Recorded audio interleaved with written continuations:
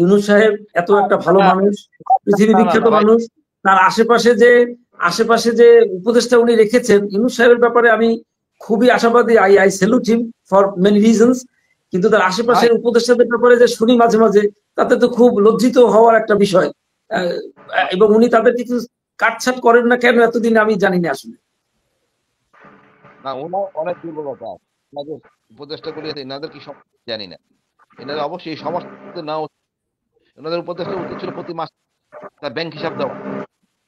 হিসাব দেখো ভাই, লোক দেখছেন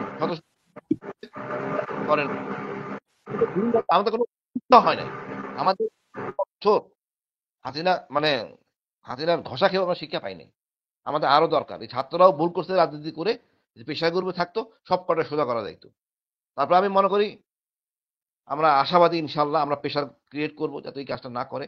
সেনা প্রধানের দায়িত্ব ছিল আসলে এগুলি না করা। এগুলো বিতর্কের সৃষ্টি করছেন, প্রতিদিনই এটা নিয়ে হবে কথাবার্তা। আমি বলবো সবাইকে যারা কথা বলেন, আপনার কথা বলবেন, এই বৈষম্য যেন বিচারে না থাকে, তাহলে এটা জুলুম হবে। আপনি একজনকে মাফ করে দিলেন, একজন ছেড়ে দিলেন, এটা কোনো বিচার হলো না। যদি মনে করেন অন্যায় হয় না, বিচার হবে না। কিন্তু অন্যায় স্বীকার করার পরে আপনারা এই ফাইজলামি করবেন, এর কোনো কারণ নাই। আমি অবাক হব না হাসান নাসির স্যার যে মেস ওয়েটার এসে খাবার দিয়ে দিচ্ছে মেসে। না না, ইলিয়াস ভাই যা বলছে একবার 100% চলবে, ডোন্ট ওয়ারি। এখন ওখানে তো আমি গেছিলাম নিচ পর্যন্ত, ওখানে আপনার ওয়াইফাই লাইন থেকে সবকিছু বিদ্যমান। এখানে জেল কোডে যে নিয়ম আছে, যে খাবার সেই খাবার তার খাইতে হবে, জেল কোডে যে প্লেট সেই প্লেটে তার খাইতে হবে। এটা ফাইজলামি করার অবকাশ নাই। রেজাকুল হায়দার একই অবস্থা ছিল, আমারও একই অবস্থা ছিল। সুতরাং কোন জিনিস ছাড় দিব না। ওই যে বিল্ডিংটা করা হয়েছে, আফজল এই পর্যন্ত কোনোদিন ক্যান্টনমেন্টের ভিতরে করা হয়েছে নাকি? না না, কোনোদিন হয় নাই, প্রশ্নই ওঠে না। ক্যান্টনমেন্টের ভিতরে কিসের সাবজেল? না না, ওইটা না, ওই বিল্ডিংটা কিন্তু VIP suite, each and every room, as you said, ভিতরে কুকিং ফ্যাসিলিটি আছে, রুম আছে, অ্যাটাচড বাথরুম। এটা তো সাবজেল হইতে পারে না। এটা 3 তলা বিল্ডিং, এখানে কারারক্ষী থাকবে, কারারক্ষী কমান্ডার চলাফেরা হবে, কেউ ঢুকতে পারবে না, এবং অনুমতি নিয়ে থাকবে, একজন জেলার থাকবে। কিন্তু এই ফ্যাসাদ আমি কেন নিতে যাবো? এই কারেন্ট বিল কে দিবে? কোন মন্ত্রণালয় দিবে? আমার তো মনে হয় আসলে ধরা উচিত ইলিয়াস ভাই, এই যে তার সিদ্দিক ক্যান্টনমেন্টে ছিল, ওর কারেন্ট বিল সবগুলি সেনাপ্রধানের কাছে চাপানো উচিত। যতগুলি সেনাপ্রধান ছিল, তার সিদ্দিক বাড়ির মেনটেন্যান্স কস্ট সম্পূর্ণ সব সেনাপ্রধানের ঘাড়ে চাপানো উচিত। কোন ক্ষমতা বলে তার সিদ্দিক ক্যান্টনমেন্টে ছিল? সে একই এক ঘটনা ঘটছে এখন। আমি মনে করি আমরা কঠোর হব, সোচ্চার হব ন্যায় প্রতিষ্ঠা করার জন্য। ধন্যবাদ ইলিয়াস ভাই। ব্রিগেডিয়ার হাসান নাসির, আপনাকে দিয়ে শেষ করি স্যার। সেটা হচ্ছে যে যারা অপরাধের অভিযোগে অভিযুক্ত এখন, তাদের প্রতি আপনার কি বলার আছে? এবং যারা এখন ক্যান্টনমেন্টে আছে, জুনিয়র সিনিয়র যেসব অফিসাররা আছে, সেনাবাহিনীর আমরা যত আলোচনায় করছি, সেনাবাহিনীর এই অবস্থা থেকে আমরা খুব যে খুশি তা না, আমরা অবশ্যই অপরাধীদের শাস্তি চাই। কিন্তু এই যে কর্নেল হাসিনুর স্যার বললেন যে আমাদের 4 জন জেনারেল আজকে ভারতে, আমাদের দেশের মূল নিরাপত্তা মানে আপনাদের সেনাবাহিনীর মূল পলিসি হচ্ছে যে ভারতের সাথে আমাদের যুদ্ধ কিভাবে করবো, এটা সো আপনি যদি আমার 4 জন জেনারেল যদি নাকি সেটি আরো কতজন আছে আমরা তো জানি না, সব গোয়েন্দা তথ্য তো তাদের হাতে, আমার দেশের নিরাপত্তা, সার্বভৌমত্ব, স্বাধীনতা কিছুই তো নাই। সো এই জিনিসগুলো আমাদের জন্য খুব চরম একটা চিন্তার বিষয়, এবং ভবিষ্যতে যেন সেনাবাহিনী আর এই ধরনের অপকর্মের সাথে জড়িত না হয়, এবং সেটার জন্য আসলে সেনাবাহিনীর কি করা উচিত মনে করেন? আমার সব থেকে বড় চিন্তার বিষয় যে যাদের বিষয়ে আমরা জানি যে ভারতে আশ্রয় নিয়েছে, এবং ভারত থেকে যারা মিডিয়াতে কথা বলছে, যাদের মিটিং এর খবর আসছে, তাদের মানে স্থাবর অস্থাবর সম্পত্তি, তাদের জাতীয় পরিচয়পত্র, পাসপোর্ট সব বাতিল করা হয়েছে কিনা, বা না হইলে কেন হয় নাই, তাদের সমস্ত স্থাবর অস্থাবর সম্পত্তি ক্রোক করা হচ্ছে না কেন, এই বিষয়টা মানে এই ব্যাপারে নমনীয়তা দেখালেই কিন্তু এই অপরাধটা ভবিষ্যতে হবে। একটা সশস্ত্র বাহিনীর জন্য কতটা লজ্জার বিষয় যে তার 4টা জেনারেল এবং সব থেকে যারা গোয়েন্দা বাহিনী প্রধান, তারা আজকে শত্রু দেশে আশ্রয় নিয়েছে। প্রধানমন্ত্রী নিয়েছে, হোম মিনিস্ট্রি নিয়েছে, আরো অনেক মন্ত্রীরা নিয়েছে। আমি তো মনে করি যে আমাদের স্বাধীনতা, সার্বভৌমত্ব বলে এখন আর কিছু অবশিষ্ট নাই। তো এটাকে পুনরুদ্ধার করতে হলে ওদেরকে যেভাবেই হোক ধরে আনতে হবে, বা তাদেরকে বিচারের আওতায় নিতে হবে, দ্রুত সিদ্ধান্ত দিতে হবে। যেহেতু তারা অ্যাবসেন্ট, আমি মনে করি আইসিটি আরো দ্রুত কেন ডেট দেয় না মামলার? বেশি তদন্তের প্রয়োজন নাই তো? যা এভিডেন্স মিডিয়াতে আছে, it is good enough to সাক্ষী টাকি সব আছে, সমস্যা কোথায়? জি, তাহলে তো এত সময় নেওয়ার প্রয়োজন নাই।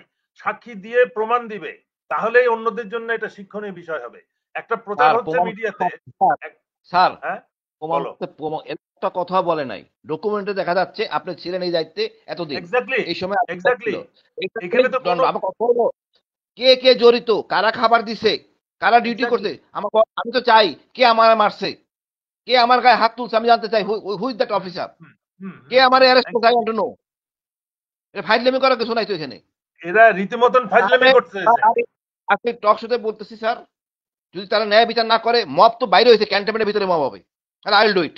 স্বাভাবিক আমি বিষয়, কারো মব বাইর হয়, বিচার না পেলে না মব বাইর হবে। আমরা এখন মানে কতখানি উদ্ধত ডিজিএফআই হাসিন, তোমার মনে আছে যে অনার বোর্ডের নাম, অনার বোর্ড সিস্টেম নাই দেখে তারা জানে না যে ডিজিএফআই ডাইরেক্টর কারা ছিল। মানে কতটা আন্ডারমাইন করছে একটা এই গুম কমিশনকে, মানে এটা কতখানি কি স্পর্ধা তারা দেখাইছে। এটার জন্য কাউকে শাস্তির আওতায় নেওয়া হয় নাই। আইসিটি টিম যখন ওই কি বলে র্যাব ওয়ানে ভিজিট করতেছিল টিএফআই সেল, তখন ওই তাদেরকে বোমা মেরে তাদেরকে উড়াই দেওয়ার একটা চেষ্টা করা হয়েছে। সেই তার সাথে যারা জড়িত তাদেরও এখনো পর্যন্ত বিচারের আওতায় নেওয়া হয় নাই। আমার কথা হচ্ছে যে এখন আজকে আমরা দেখলাম আমাদের একটা দল যারা এই সমস্ত দালাল অপসারপ্রাপ্ত বাহিনী, তারা কিন্তু মানে প্রচার করার চেষ্টা করতেছে যে বিরাট একটা মানে আইনের প্রতি সম্মান দেখিয়েছেন।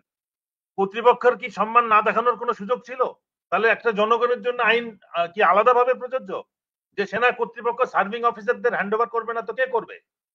যদি তারা চাকরিরত থাকে, ওয়ারেন্ট ইস্যু হয়েছে, তারা চাকরি হারাইছে, এটা নিয়ে প্রশ্ন তোলা হচ্ছে যে তাদেরকে নাও হ্যান্ড ওভার করতে পারতো। এটা কি শৃঙ্খলা বাহিনীতে এটা হয় নাকি মানুষকে বোকা মনে করতেছে এরা? এই জিনিসগুলো থেকে আমাদেরকে বেরিয়ে আসতে হবে। এটা সেনাবাহিনী কোনো ফেভার করে নাই, তাদের দায়িত্ব তাদেরকে অবশ্যই করতে হইতো, না হইলে কর্তৃপক্ষ আসামি হইতো, এটা তাদেরকে বুঝতে হবে। এটা যদি তাই এই 15 জন যদি আজকে কোর্টে না যেত, এর জন্য 50 জন আসামি হয়ে যেত। তো সুতরাং তারা কেউ ফেভার করে নাই। এবং যে কারণে তারা ইন্ডিয়াতে আজকে যে প্রশ্নটা আপনি করছেন যে আজকে এই বাহিনীর প্রধানরা, গোয়েন্দা বাহিনীর প্রধানরা ভারতে নিয়ে গেছে, তাহলে আমাদের এই বাহিনীর নিরাপত্তা বা গোপনীয়তা বলে তো কিছু নাই। এটার তো একটা বিহিত করতে হবে। সশস্ত্র বাহিনীর কাঁধে অনেক কলঙ্ক, এটা মুক্ত করার একমাত্র উপায় হচ্ছে এই সমস্ত ক্রিমিনালদেরকে ক্যান্টনমেন্টের সীমানার থেকে বের করা। আমার জন্য ক্যান্টনমেন্ট নিষেধাজ্ঞা হয়েছে, কিন্তু ওই ক্রিমিনালরা এখনো ক্যান্টনমেন্টের মধ্যে রয়েছে সাবজেল ডিক্লেয়ার করে, এরা এখনো ভিআইপি ট্রিটমেন্টের চিকিৎসা করে। আমার চিকিৎসা হাসিনা ওই গত 15-16 বছর চিকিৎসা করতে পারে নাই সিএমএইচে, তার কি অপরাধ? এখনো পারি না স্যার, এখনো পারে না। তাহলে এদের কি অপরাধ? আর আমরা দেখলাম যে ওয়ারেন্টভুক্ত আসামি সে ভিআইপি ট্রিটমেন্ট পাচ্ছে সিএমএইচে। What is going on? এই দেশে কি আইন কি দুই রকম নাকি? এক একজনের জন্য এক এক ভাবে আইন প্রযোজ্য হবে? এবং what class they belong to, এটা জনগণকে প্রকাশ করতে হবে। এরা কোন শ্রেণীর মানুষ, যে এদের কোনো অপরাধ হিসেবে গণ্য হবে না। এদের কারোর পিএনজি করা হয় নাই। এই পিএনজি এদের প্রত্যেকের নামে তো আগে পিএনজি ঘোষণা হইতে হবে। এরা ক্যান্টনমেন্টের ভিতরে সাব জেলে থাকে কি করে? এই হোম মিনিস্টারকে দায়ী করতে হবে, জবাবদিহি করতে হবে। উনি চুপ করেছিলেন, এই পিএনজি কেন হয়েছে ওনাকে জিজ্ঞেস করা হয়েছিল। এখন এরা কি করে ক্যান্টনমেন্টের ভিতরে থাকে? এরা তো প্রথমভাবে ক্যান্টনমেন্ট নিষেধাজ্ঞা। তোমরা সশস্ত্র বাহিনীকে কলঙ্কিত করছো, তোমাদের কোনো অবস্থাতে ক্যান্টনমেন্টে থাকার কোনো অধিকার নেই, সেটা সাবজেল করে তো প্রশ্নই ওঠে না। এই জিনিসগুলা বুঝাইতে হবে।